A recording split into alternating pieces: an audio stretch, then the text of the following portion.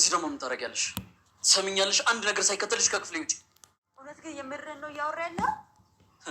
እና እየቀለድኩ ይመስልሻል? ልጸድቅ ብዬ ባዝላት አናቴ ላይ ወጣች አለ ገልሞ። ይበቃሻል። ከዚህ በኋላ ስለ ወንድሞቼ አንድ ነገር ብትናገሪ። ብናገር ምን አውጥተህ ልጥለኝ ነው? ከፈለኩ አሁኑኑ ማድረግ ይችላል። ያንን እንኳን ማድረግ አትችልም፣ ምክንያቱም በጣም ታፈቅረኛለህ። እኔ ከአንቺ ጋር ያለኝ ስሜት ከጠፋ ቆይቷል። ለምንድን ነው የማይገባሽ? ቆይ አንቺ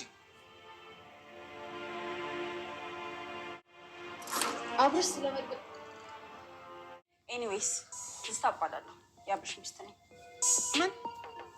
ቆይት፣ በእውነት በጣም ድብቅ ሰው ሆነሻል። ጉዳዩ ሚስጥር ስለሆነ እኮ ነው መድብል። ደግሞ ብነግርህ ለአንተ ምንም አይጠቅምም ብዬ ነው። እንደዚህ አታጎፍጥጭ። ተመልከቱልኝ፣ አንዲት ተራ ሰራተኛ ለእኔ ስነ ስርዓት ብታስተምር። ልክ ነሽ የእኔ እናት። ወይ እሱ ለማዳሞች ይሆናል፣ ይሄ ለሰራተኛ ነው። አንቺ አምሻ እንዴ? ይቅርታ ማዳምዬ፣ እኔ እኮ ይኸውልሽ ይሄ ቆሻሻ ንግግርሽን ለማጥራት ነበረ። ለካ ውስጥሽ ሙላን የቆሻሻው አይደል እንዴ? የትትና ድራማ ከተቀላቀለ ያው ለታት አስቆጥራ እንደሚታወቀው እንግዲህ እሱ ለትትና ብዙ ነገር ለማድረግ ትትና የራሱን ለማድረግ ብዙ ነገሮችን እየለፋ ብዙ ነገሮች እያወጣ እያወረደ ነው የሚገኘው። ግን አልተሳካለትም ነበር ማለት ነው። ምክንያቱም ትትና የምፈልገው ሌላ ሰው ነው። ግን ዛሬ ቁርጧን ያወቀች ይመስላል። ምክንያቱም ባለፈው እንግዲህ ለዘችች አዲስ የመጣችዋ ልጅ ደግሞ ዛሬ እንግዲህ ሁሉንም አስደንግጣችኋለች። በተለይ ደግሞ እንግዲህ ትትናን በባለፈው እንግዲህ እሱ አብርሽ ከሱ ለማድረግ ሲል እኔ ትትና ናት የኔ፣ ስለዚህ በቃ ትትና የኔ ናት፣ ትትና ማለት በቃ እሷ የኔ ነች፣ በቃ ይሄ ሌላ ህይወት ጀምራለሁ፣ አንቺ ራስችሻለሁ እያለት ነበረ። እንግዲህ እንደሚታወቀው አብርሽ ያው ሴት አተራማሽ ነው።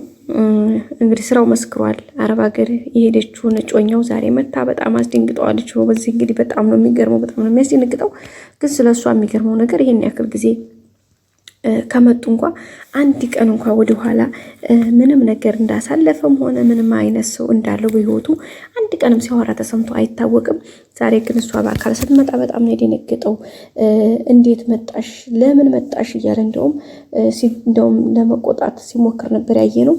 እሷ ደግሞ እንዴት የምወደው ፍቅረኛዬ ብጮኛዬ ያው በዲላሎች እና በአንዳንድ ነገር ምክንያት ስልክ ተጠፋፍተን አንተ ግን አንድ ቀን እንኳን ሳትፈልገኝ እኔ ግን ፍቅሬን በውስጥ ይዤ ስደትን ብዙ ሰዓት አስተናግጄ ዛሬ ወደዚህ መጣሁ ነበር ያለችው።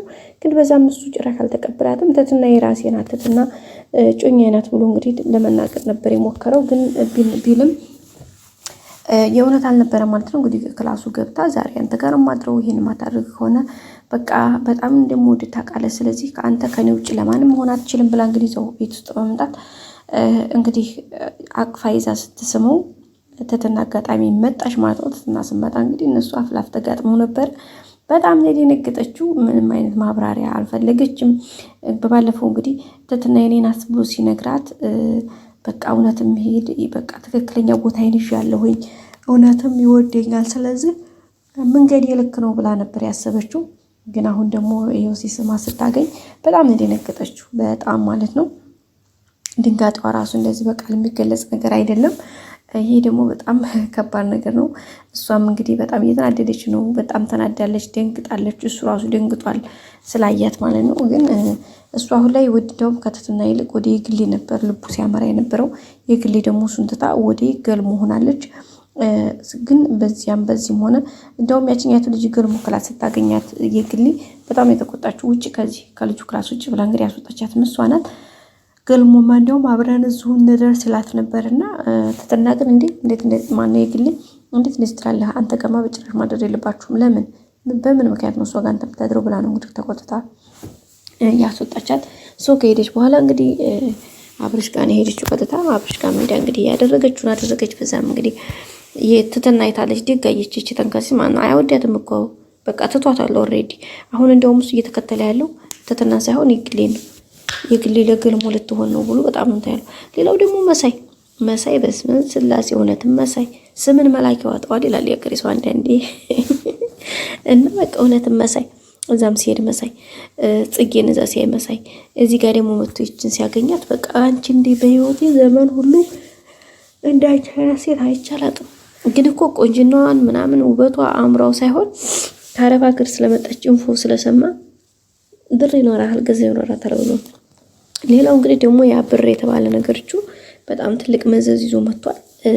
እሱም እንግዲህ በጣም ነው የሚገርመው። ከመምጣቱን ባሻገር እንግዲህ ተንከሲስ ያው እንደምታውቁት ታግቷል። እነሱም ብሩን ደግሞ ለህግ አሳልፈው ሰጥተዋል። አሁን ግን እነሱ የሚዋጡት ነገር እንዳልሆነ ሲረዱ አሁን ቀጥታ ወደ መድብል ጋር ሄዱት። በባለፈው አብርሽን ለመድብል እንገረውና እዚህ ቦታ ላይ ይግባበት ስትል ትትና ምንድን ነበር ያለው አብርሽ? አይ አይሆንም፣ በቃ መድብል እሱ ማን ስለሆነ ነው አይሆንም ነበር ያላት። አሁን ግን ይሄን ነገር መሆኑን ሁሉንም ነገር አሁን ለነግረዋል ማለት ነው። እሱም እንግዲህ ምንም ችግር የለውም የዝና ሰዎችም እንደሆኑ እሱ ሲያወራ ነበረ ማለት ነው። ግን ምንም ይሁን ምን ያለው ነገር በጣም ከባድ ነው ማለት ነው። ቤተሰቦቻችን ግን ያው የሚቻለውን ያክል ለማድረግ እንግዲህ እየሞከረ ነው መድብል። ያው እንግዲህ ሁሉንም ነገር ተንከሲስንም እንደሚያስወጣው ተስፋ አለን። በእርግጠኝነት ያስወጣዋል ብለን እናስባለን። ሁሉም ነገር ይስተካከላል። ትትናም አሁን ብላ ሜዳ ላይ ልትወድቅ ነው እንጂ ማለት ነው። ይልቁንስ እንዳብትል ነው የሚሻላት። አለበለዚያ እሱ ላሽ ብሎ ሌላ ፕሮሰስ ሌላ መንገድ ውስጥ ከገባ በኋላ ሌላ አዲያጋሽ ነገር ነው የሚፈጠረው። በኋላ ብትቆፍር እንኳን አታገኘውም። ለምኗት ጥሏት ሄዶ የሆነ ሰው ይዞ ቀጫ ቀንቦ ሲል ብታየው እኮ ማለት ነው ተንጨርጭራ ነው የምትሞት። ግን እንደዛ እያለች ነው ጊዜዋን ብትጠቀም ጥሩ ነው ብለን እናስባለን። አንዳንዴ የህይወት ጎዳናዋ በጣም ከባድ ነው ማለት እኛ የምንፈልገው እኛ የምንጓዘው ጉዞ ሌላ ነው። ህይወት ደግሞ እሷ የምትወስድብን መንገድ ሌላ ነው። በጣም ከባድ ነው። ሰው በዛ አማካኝነት እንግዲህ እኛ በዚህኛው ስንሄድ ህይወት በሌላኛው መንገድ ነው ይዛን የምትሄደው እና እሱም ነገር በጣም አስቸጋሪ ነው። ውድ ቤተሰቦቻችን እንግዲህ የዛሬው ቪዲዮ ይህን ይመስል ነበረ።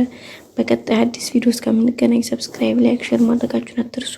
ሁሌም አብራችሁ ስለሆናችሁ እናመሰግናለን። ውድ ቤተሰቦቼ አሁንም አብራችሁ ይሁኑ። ወዳችሁ ፈቅዳችሁ ለምትከታተሉ አመሰግናለሁ። እዚህ ድረስ እያያችሁኝ ካላችሁ ሰብስክራይብ ያደርጋችሁ ሰብስክራይብ፣ ላይክ ያደርጋችሁ ደግሞ ላይክ አድርጋችሁ አብራችሁ ይሁኑ። ወዳችኋለሁ። አመሰግናለሁ። መልካም ጊዜ